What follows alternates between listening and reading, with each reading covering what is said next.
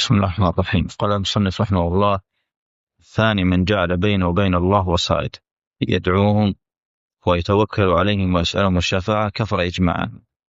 هذا هو الناقض الثاني من نواقض الإسلام التي ذكرها المصنف هنا. وذكر رحمه الله في هذا الناقض شركا ظاهرا وشركا باطنا، وكلاهما شرك أكبر. فالشرك الظاهر الذي هو باللسان مما ذكره يدعوهم، فالدعاء شرك ظاهر. مثل شخص يقول أعوذ بالله يا رسول الله تطلب من ربك أن يغيثنا، أن يرسل الميت مثلا، أو يا رسول الله اسأل ربك أن يزوج بنتي، هذا شرك أكبر. فذكر المصنف الشرك الظاهر وهو باللسان، وذكر قسما آخر وهو الشرك وهو شرك في الباطن، يعني بالقلب، وهو شرك أكبر. وذكر بقوله ويتوكل عليهم. فالتوكل عبادة قلبية لا يصرف إلا لله عز وجل، فمن صرفه لغير الله كفر. مثال ذلك لو أن شخصا مرض وقيل له عالج، فقال لا أنا متوكل على الحسين أنه يشفيني، هذا الشرك. وإن لم يظهر ذلك فبمجرد اعتقاد ذلك في قلبه، حتى ولو لم يظهر ذلك بلسانه، فهو والعياذ بالله شرك أكبر. ومثلها أيضا الخوف، مثل لو الشخص قال لآخر لا تذهب تدعو صاحب القبر، فيقول لو ما دعوته أخاف أن يضرني بمرض أو موت أولادي ونحو ذلك. فقوله أخاف أن يضرني هذا عمل قلبي شرك أكبر، لأن الخوف في مثل هذه الحالة لا يصرف إلا لله عز وجل. وكذلك الرهبة، وكذلك الرغبة، وكذلك الرجاء، هذه من أنواع الشرك الأكبر وهي قلبية. مثل لو قال شخص اطلب الرزق، فقال لا أنا أرجو من الحسين أن يرزقني، أنا رجوته بقلبي أن يرزقنا، هذا والعياذ بالله شرك أكبر قلبي. لذلك المصنف رحمه الله جمع بين الأمرين، الشرك الظاهر وشرك القلب، بمعنى أن أعمال القلوب يجب صرفها لله عز وجل، ولو صرف شيء من أعمال القلوب أو الجوارح الظاهرة لغير الله فهو الشرك. بمعنى أن الشرك لا يقتصر على اللسان فقط أو على الجوارح، بل حتى الشرك يقع في القلب، وهذا يجهله كثير من الناس. لذلك قال رحمه الله: الثاني من جعل بينه وبين الله وسائط. الناقض الأول لم يجعل بينه وبين الله وسائط، وإنما دعا غير الله، هو نسي ربه والعياذ بالله. فلو قال شخص مثلا يا رسول الله ارزقني، نقول هذا يعود للناقض الأول. ولو قال شخص يا رسول الله اطلب من ربك أن يرزقني، والنبي عليه الصلاة والسلام ميت، نقول هذا هو النوع الثاني من نواقض الإسلام. ومثله لو قال شخص مثلا يا بدوي اسأل ربك أن يزوج بنتي، فجعل بينه وبين الله واسطة. لأن المطلوب أن شخص يقول يا رب زوج بنتي، فإذا قال لميت أو شخص، فلو قال لميت يا بدوي اسأل ربك، فهنا واصل، فجعل بينه وبين الله عز وجل أحد المخلوقين. ويحيى قال رب هب لي من لدنك ذرية طيبة إنك سميع الدعاء، فنادته الملائكة أن الله يبشرك، فالواجب التوجه إلى الله. وإبراهيم قال ربي اجعل هذا بلدا آمنا، وقال ربي اجعل هذا البلد آمنا، ما جعل واسطة بينه وبين الله في الدعاء. فمن جعل واسطة بينه وبين الله في الدعاء فهو الشرك الأكبر. لذلك قال من جعل بينه وبين الله وسائط. هنا ذكر 3 أنواع، ثم فصل بنوع منها، فهو يعود للنوع الأول، هو يعود أيضا للنوع الثاني كان فيه قلبا، وهو الدعاء والتوكل وسؤال الشفاعة. مثل ب3 أمثلة. الدعاء والتوكل هذه عامة، سؤال الشفاعة تعود للدعاء. فإذا قيل لماذا فصل الشفاعة، نقول لكثرة من يطلبها، يا رسول الله اشفع لي، أو يا رسول الله كن شفيعا لي، فهذا يكثر في سؤال وطلب النبي صلى الله عليه وسلم من الشفاعة أو من الأموات، لذلك فصل لكثرته. فإذا قيل لماذا المصنف رحمه الله ذكر عبادة الدعاء، نقول كما قال ابن القيم، يعني مثل أولا قال يدعوهم، لماذا قال ما قال يذبح لهم أو ينذر لهم؟ نقول مثل ما قال ابن القيم رحمه الله، لأن أكثر شرك العالمين في عبادة الدعاء. فيذهب الميت يقول يا فلان، ويذهب للصنم مثلا يقول يا كذا، ويذهب للشجرة ويقول يا شجرة. فأكثر شرك العالمين في عبادة الدعاء، فكثرته ليس، فعبادة النذر والذبح ليست كالدعاء، الدعاء أكثر. لذلك قال يدعوهم بجعلهم وسطا، فقوله يدعوهم تقدير الكلام بجعلهم وسطا مع الله، بدليل ما ذكر في أول الناقض من جعل بينه وبين الله وسائط. يدعوهم بأن يكونوا واسطة بينه وبين الله. يا رسول الله ارزقني، تطلب ربك أن يرزقني مالا، فجعل واسطة بينه وبين الله، جعل فيه الرسول. هذا الشرك. يدعوهم ويتوكل عليهم مثل ما أخبرناكم، عبادة قلبية.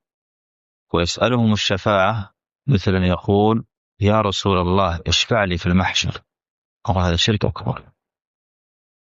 أو يقول يا بدوي فاحشرني معك في الجنة، نقول هذا الشرك أكبر. ولو قال يا رسول الله وهو يخاطب النبي صلى الله عليه وسلم وهو ميت، اسأل ربك بأن تشفع لي يوم القيامة، نقول هذا الشرك أكبر، جعله واسطة. ما هو الذي يجوز؟ أن تقول يا رب اجعل النبي يشفع لي، فأن طلبت من الله، هذه دعوة مشروعة. أما أن تقول يا رسول الله اشفع لي، أقول هذا شرك أكبر، يعود للناقض الأول. ولو قلت يا رسول الله اسأل ربك أن تشفع لي، نقول هذا شرك أكبر، ناقض الثاني. ولو قلت يا الله أسألك أن نبيك يشفع لي في المحشر، نقول جائز، لأنك طلبت من الله وحده سبحانه. يا الله مثل تقول يا الله احشرني مع والدي في الجنة إن كان أهل الجنة، مثل لو تقول يا الله احشرني مع الصحابة في الجنة، لأنك طلبت من الله. فتقول يا الله اجعل النبي يشفع لي، نقول يجوز. واضح؟ ثم قال كفر إجماعا. هنا ساق الإجماع في الناقض الثاني، لأن لكثرة من يخالف ويقول إن هذا النوع من الشرك ليس بشرك، لذلك قال المصنف كفر إجماعا فعلى جميع أقوال الأئمة الأربعة في المذاهب الأربعة جميعا، لأن هذا شرك أكبر. ويذكر العلماء هذا الناقض في باب أحكام المرتد، فلو فتحت كتب الأحناف باب المرتد يقول هذا الشرك أكبر، عند المالكية الشرك أكبر، عند الشافعية كذلك، والحنابلة كذلك، يذكرون في باب أحكام المرتد أو باب أحكام الردة. ولم يقل في الناقض الأول كفر إجماعا، لأن من فعل الناقض الأول يظهر للمتأمل بأنه شرك أكبر فلا يحتاج إلى إقناع.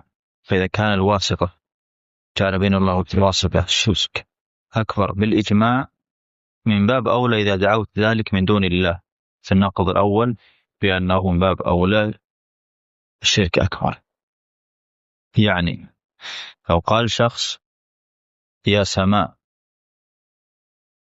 أظليني، لو قال شخص مثلا يا قمر أخرج الشمس، هذا طلب شيئا من غير الله فيما لا يقدر عليه إلا الله. أو يا شمس أوقف الزلازل، هذا والعياذ بالله شرك أكبر. فإذا قال مباشرة لغير الله فهو شرك أكبر لا ينازع فيه. ولم يذكر المصنف الناقض والكفر بالإجماع، لأن إذا كان الثاني وهو واسطة كفر بالإجماع، من باب أولى أن الناقض الأول كفر بالإجماع. نعم. وهذا الناقض يعني الثاني يكثر وقوعه، وأكثر منه في هذا الزمن هو الناقض الأول والعياذ بالله. نعم، الله أعلم. صلى الله عليه وسلم. تقول إذا زعمت امرأة أن كشف الوجه مسألة خلافية هل ينكر عليها؟ نعم، ولا ينظر إلى تتبع الرؤس لا في هذه المسألة ولا في غيرها. فإذا أتى النص نتبع النص. الله يقول قل المؤمنات يغضضن من أبصارهن ويحفظن فروجهن ولا يبدين زينتهن إلا ما ظهر منها وليضربن بخمرهن على جيوبهن. هي الخمار ينزل من أعلى الرأس ويوضع في الجيب حتى لا يرى شيء من الوجه. والله يقول يا أيها النبي قل لأزواجك وبناتك ونساء المؤمنين يدنين عليهن من جلابيبهن ذلك أدنى أن يعرفن. والمرأة تعرف لا شك في الوجه. ولو أن رجلا أراد أن يخطب امرأة فلو أظهرت يديها إلى الكتف ولو أظهرت قدميها إلى الساقين وأظهرت نصف صدرها وغطت وجهها، تقول الرجل ما رأيت خطيبتي، أريد أن أنظر للوجه. فدل على أن جمال المرأة في وجهها والنظر إليه في وجهها، لذلك سمي وجها لأنه يواجه الآخرين. يقول وكان الشرشف شفاف ما حكم صلاتها؟ إذا لم يكن عليه سواها تبطل، كما في ملابس أخرى على الجسد. وإذا كان في ملابس أخرى ما تبطل الصلاة، لكن يستحب أن يكون صفيقا يعني ثقيلا. فقد ظهر شيء من شعر المرأة من الخلف دون علمها هل تعيد الصلاة؟ مثل ما أخبرناك، وإذا كان يسيرا ما تبطل، وإذا كان كثير وطال الزمن تبطل، أو كان كثير لكن ظهر مغطى مباشرة ما تبطل. أقول ما وجه تسميتها بالنواقض لما لا تسمى أنواع الردة كما عليه العلماء قول الشيخ عبد الوهاب؟ يقول هذا الشكال أورده بعضهم لأن الردة مصطلح شرعي جاء الكتاب عليه كلام أهل العلماء بخلاف الناقض. لا، جميع العلماء يذكرون ليس في مسائل العقيدة فقط، حتى في الفقه باب نواقض الوضوء يذكرون ما هو أقل من الشرك.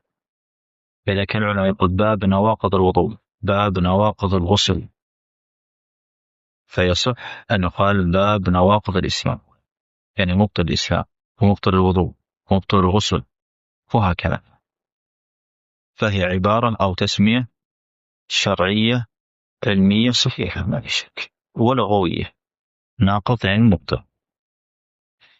الله يقول ولا تكونوا كالتي نقضت غزلها من بعد قوة أنكاثا تتخذون إيمانكم دخلا بينكم. يعني امرأة تغزل ثم لما انتهت أفسدته مباشرة. كذلك من يعمل عمل الصالح لا يبتله بالسيئات أو بالمن ونحو ذلك من المبتلات. يعني فهو تسمية قرآنية وتسمية شرعية صحيحة. باب نواقض، فقوله نواقض الإسلام مثل ما أخبرناكم في الآية وغيرها. نعم. يقول ما حكم يقول النبي أو وحياة كذا أو كذا، والنبي ما يجوز الشرك، من أنواع ألفاظ الشرك. قال وحياة كذا أو كذا، إذا كانوا حياة الله يجوز، لأن من صفات الله الحياة. الله يقول الله لا إله إلا هو الحي، وإذا كان حلف بغير حياة الله ما يجوز، يعني لا يجوز الحلف بحياة أحد سوى الله سبحانه وتعالى.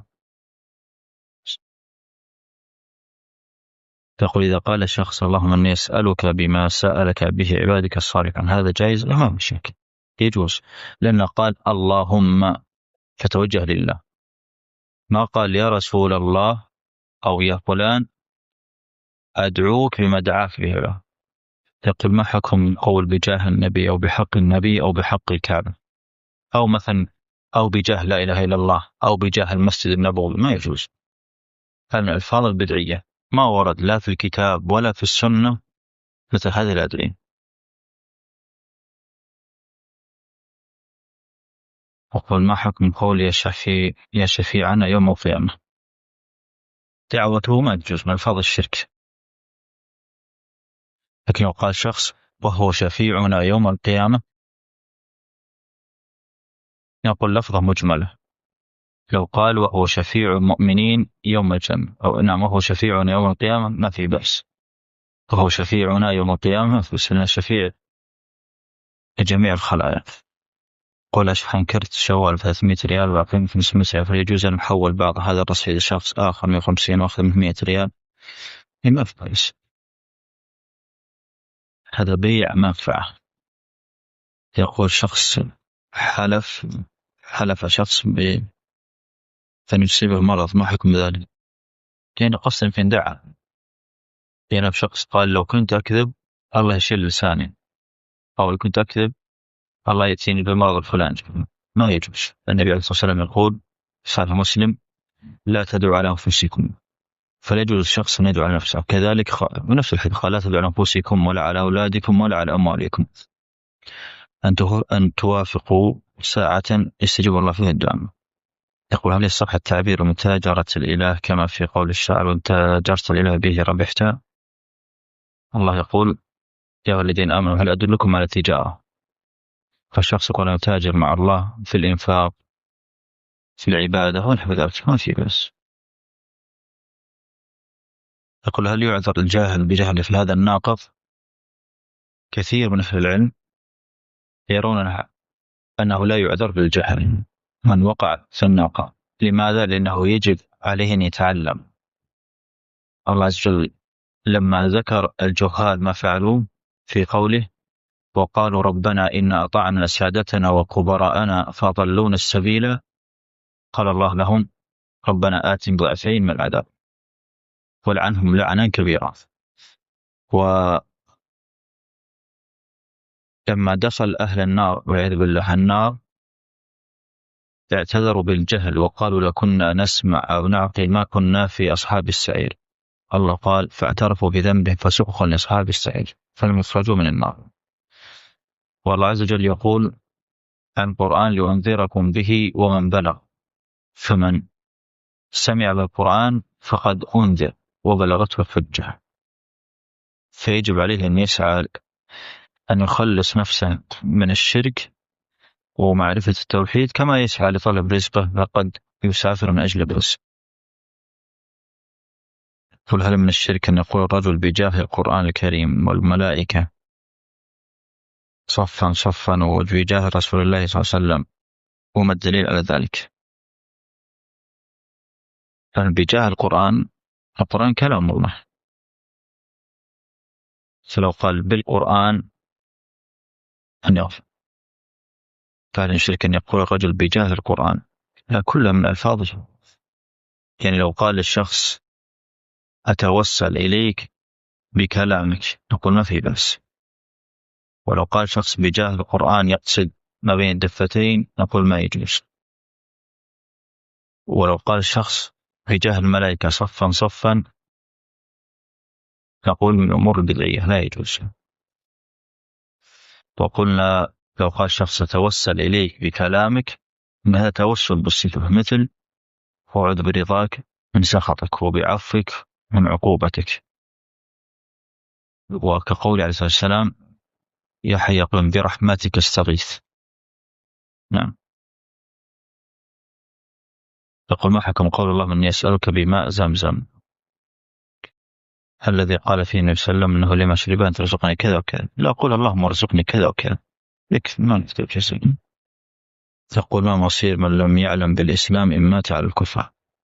هذا امره الى الله، لكن واجب على طلبة العلم وعلى وعلى الموحدين ان يعلموا غيرهم ما امرهم الله من اجله، لان عقوبة من وقع في ضد التوحيد الخلود في النار كما يزعم. نعم.